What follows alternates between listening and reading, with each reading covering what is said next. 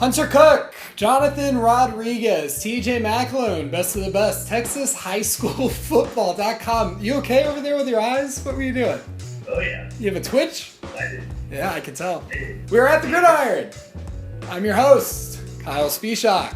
First topic of the day, game of the week, is El Campo Henderson. What are your takeaways? Hunter, go ahead. Henderson has a lot of talent, and by a lot of talent, I mean a lot of talent. More than you'd normally see in a 4A game. And as we go down in the divisions, having talent becomes even more and more of a big deal. At the 6A level, it kind of evens out to where as you get deeper in the playoffs, like every team at least has a little bit of talent, and it comes down to stuff like coaching, discipline, who's going to commit the least penalties. But I think Henderson just has too much talent for El Campo in this game. Me personally, as Hunter stated, like when you get deeper into the playoffs, of course the talent and depth is going to start playing a role. But at the same time, I think the tangible asset of having the playoff experience and been there and done that and being in these crucial situations is what winds up being kind of like the tipping point for El Campo to beat Henderson. As the TXHS football writer, John McDonald, pointed out in his article here up on TXHS football, the Lions have two TCU commits and running back Kendrick Van Zant and receiver Tristan Edner, plus a good quarterback in Trey Hall. So it's going to be very easy for them to get past and move on to the playoffs. It seems like a no-doubter. First weekend playoff takeaways. What did you notice last weekend over everything else? Jonathan, go ahead. I was at the Allen and Euless training thing. One thing I noticed is that the importance of the offensive line for each team is going to be pivotal for a deep playoff. Westlake, they looked very good in the first round matchup, allowing only 3 points. 3 points in the first quarter before blowing out San Antonio Reagan shortly thereafter, I think scoring 42 over the second and third quarter. So if that defense can hold up, they'll at least get them past this week's game against Judson, and maybe send them into the Elite Eight, and maybe they somehow make their way to the Final Four. And if a defense can carry a team, let's see what happens with Westlake. Every single year, we get a bunch of hacks telling us that the playoff is too big, that they're letting too many people in, that there's just so many teams that, how can the playoff be good? How can it be interesting if there's 64 teams in each bracket and there are 12 brackets, with the exception of 6-man, which is carved in half? But still, that's a lot of teams, right? Every single year, those hacks are proved wrong as we have upsets that completely negate the whole theory of the first round is just not competitive. This year, Hondo and Divine. Hondo, 1-9. Divine, 9-1. Guess who won?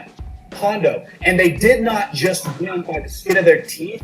They blew them out by 30 or 40.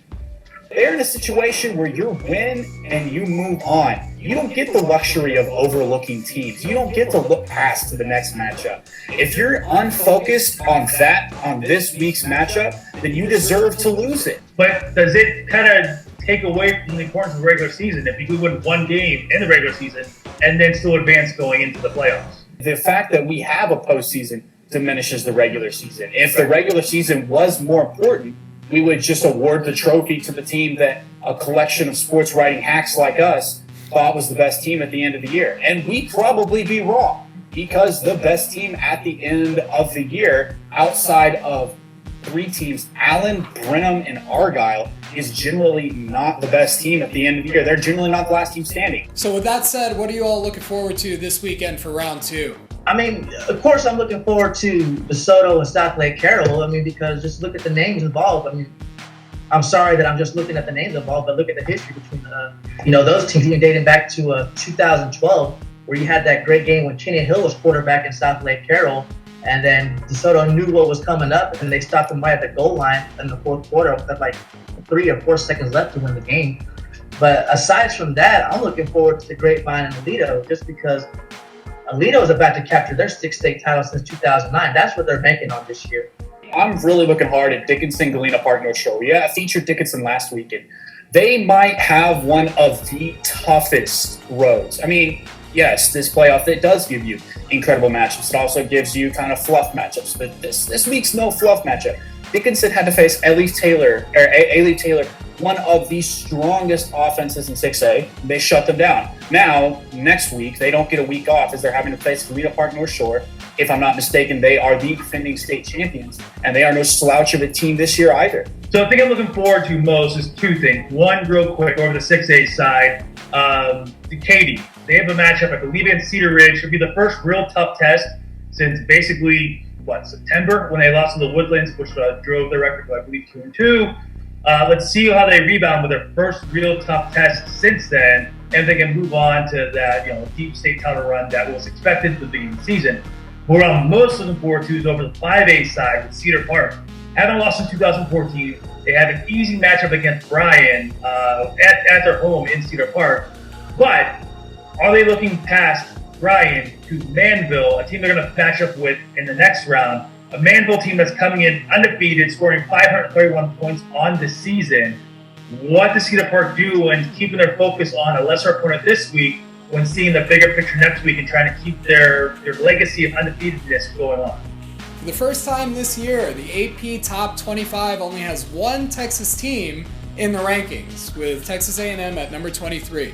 What are your reactions to the Lone Star State being absent from the polls? Hunter. There's not a single team in Texas playing top 25 caliber football right now. Not a single one. None. Maybe if TCU starts winning out, we can put them up in there. But as of right now, no.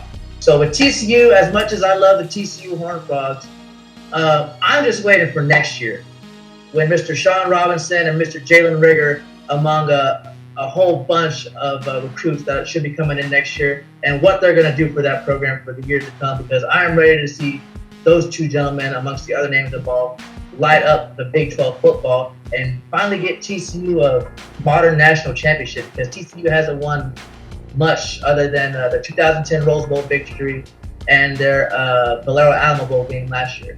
It could lead to no current coach for Texas college football team being in its current position starting 2017. That includes Houston as well, with Tom Herman going wherever else he's going to go next year. But you can make a case for Aggies getting rid of Sumlin, TCU getting rid of Patterson, Tech getting rid of Queensberry, and UT getting rid of Charlie to go along with Baylor going a different route with Jim Grove as well.